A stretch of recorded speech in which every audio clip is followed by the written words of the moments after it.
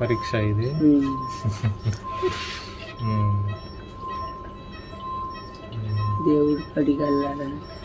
దేవుడు అంటే నువ్వు పాపాలు చేసావా ఏంది?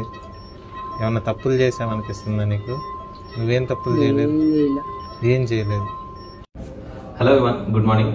As you can all see, నేను నైట్ డ్యూటీలో ఉన్నాను, నిద్రమోహంతో వీడియో చేస్తున్నాను. I did not sleep. ఇవాళ నా కళ్ళ ముందు ఒక 20 సంవత్సరాల పిల్లోడు చనిపోయాడు. ఇంటర్ అయిపోయి ఏదో పాలిటెక్నిక్ చేస్తున్నాడు.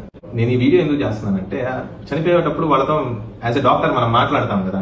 సో నేను ఒక మంచి కాన్వర్సేషన్ చేస్తున్నాను. అరే బాబు, ఎందుకు వచ్చిందంటావు నీకు ఈ ప్రాబ్లము అంటే, వాడంటాడు దేవుడు నాకు ఇది పరీక్ష పెడుతున్నాడు, నేను ఎవరికి నష్టం చేయలేదు, కానీ దేవుడు నన్ను ఇంకా స్ట్రాంగ్ చేయడానికి పరీక్ష పెడుతున్నాడు. సరే, స్ట్రాంగ్ అయ్యాడా అంటే పాపం చనిపోయాడు పొద్దున్న కల్లా. సో నా డౌట్ ఏంటంటే, మనకి వేదాల్లో, ఉపనిషత్తుల్లో, పురాణ, Bible, many religious books, any religion, గాడ్ని అంటే దేవుడిని ఒక కేర్ టేకర్ లాగా, లేకపోతే ఒక ఫాదర్ ఫిగర్ లాగా మనం చూస్తాం అనమాట. ఏదైనా నష్టం వస్తే దేవుడా నాకు సహాయం చేయండి, ఏదన్నా జబ్బు వస్తే దేవుడా నన్ను రక్షించు, మమ్మల్ని కాపాడు, మా ఫ్యామిలీని కాపాడు, చల్లని చూపుతో చూడు అని.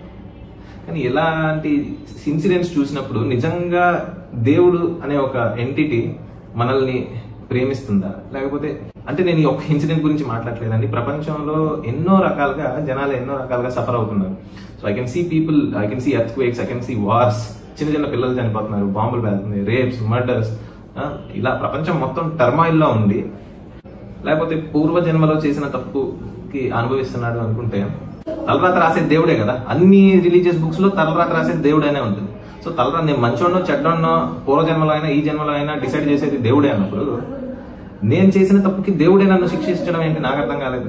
నాకు ఈ డౌట్ వచ్చింది, ఏంద్రీ రామ్ గోపాల్ వర్మ మాట్లాడుతున్నాడు అనుకుంటున్నారా?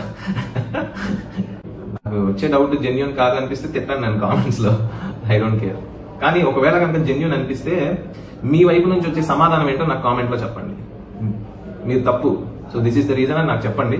I try to read it, or I try to respond it, and please educate me. మీరు నన్ను ఎడ్యుకేట్ చేయండి అని చెప్పేసి నేను ఈ వీడియో చేస్తాను. I just want to know how people think. మీరు అందరూ ఏమనుకుంటారు? ఒక హ్యూమన్ సఫరింగ్ ని మీరు ఎలా తీసుకుంటారు, హ్యూమన్ సఫరింగ్ ని మీరు ఎలా ప్రాసెస్ చేసుకుంటారు అనేది I want to know from all of you. Please comment and please educate me. Thanks for watching and share this video.